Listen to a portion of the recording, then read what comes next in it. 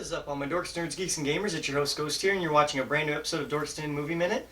Today we're going to be doing a review on the movie The Suicide Squad, directed by James Gunn. Just released on HBO Max last Thursday. It has been a few days. I watched it. I've taken it in. I've kind of thought about it, what my thoughts are on the movie, and how I feel on it as a DCEU film, and where it fits compared to the other Suicide Squad. So let's go ahead and talk about it. Starting off with number one. Story-wise, character-wise, basically everything. I'm going to start off right off the bat here. I thought was better than the original Suicide Squad. It is a soft reboot slash soft sequel. So it is a sequel to the first one, but they don't necessarily acknowledge it or acknowledge all the things that happened in the first one.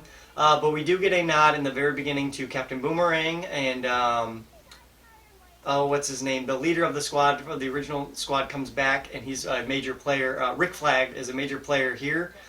More so as he was than the first movie, I believe, because his character storyline in this one has more of an impact on the characters and where they move on from that point in the story as a whole, if that makes any sense.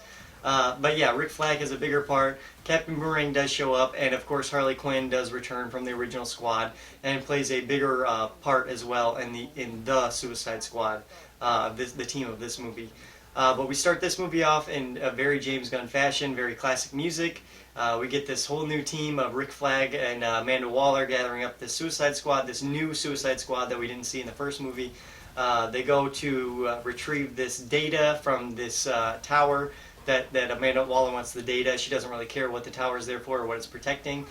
We find out what it is later. And by the way, this review will have slight spoilers, like always.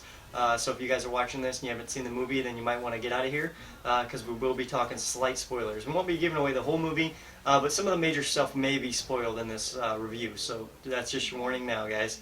But yeah, they're going to get data from this tower, whatever the reason is. Amanda Waller doesn't want it getting out. The U.S.'s involvement tied to whatever they have involved in this tower. So she sends the Suicide Squad with Rick Flag to go to Corto Maltese, take over this town, and basically do what they need to do. So they drop in, and right then and there, Blackguard, one of the newer members of the squad, ends up betraying them, and he gets shot in the face by the person who betrays them. And right then and there, you got this bloodbath of Suicide Squad members going off against this Corto Maltese army. They're going on one-on-one. Most of them are dying.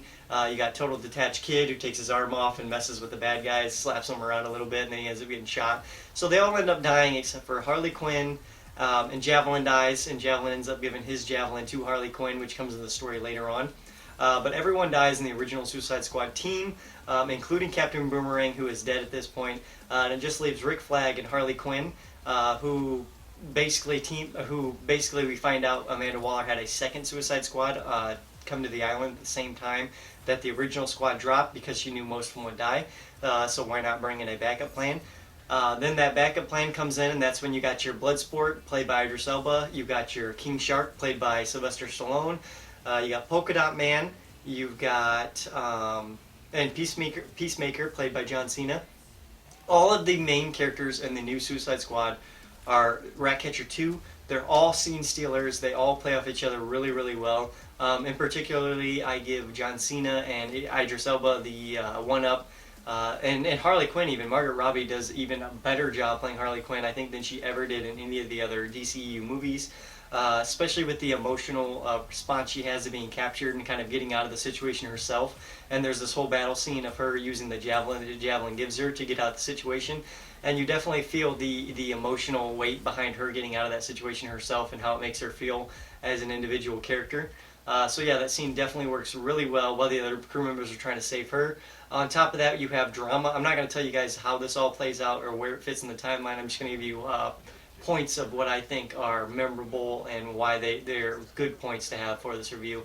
Another good point is the relationship between Peacemaker and Rick Flag and Idris Elba's Bloodsport.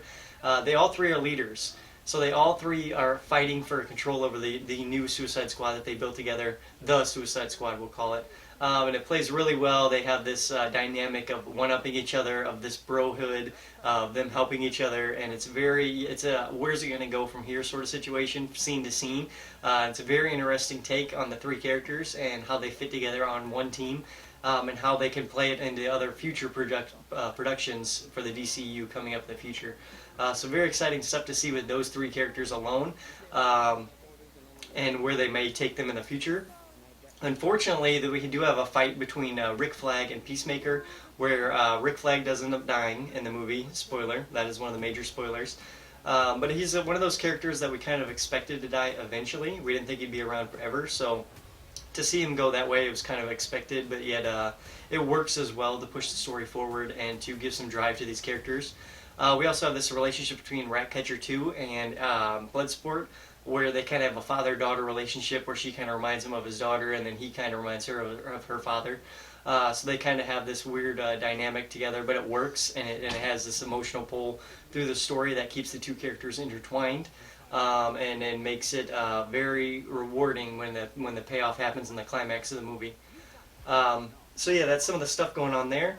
On top of that, we got stuff with Starro. Starro is the alien creature inside the tower that they are going after. But the mission is not to stop Starro. The mission is to stop the data from leaking to tie the U.S. to Starro in any way whatsoever, even though the U.S. is the one that brought Starro to Earth and locked him in the tower. And Starro really didn't want to be there anyway, and he wasn't a bad guy, and he wasn't trying to take over people. He just wanted out to look at the stars and to do what he wanted to do on his own free time and free will. But the American people didn't allow that, so the Suicide Squad are kind of in the middle of this, and they make this decision to disobey Amanda Waller and stop Starro from hurting these people. Even though Starro's not a bad guy, they know they got to do something because it's gone downhill fast, and everything's kind of burning up in their face and not working the way they wanted it to. So they end up teaming up one more time, taking out Starro. And at the same time, this whole betrayal between Rick Flag and Peacemaker's happening.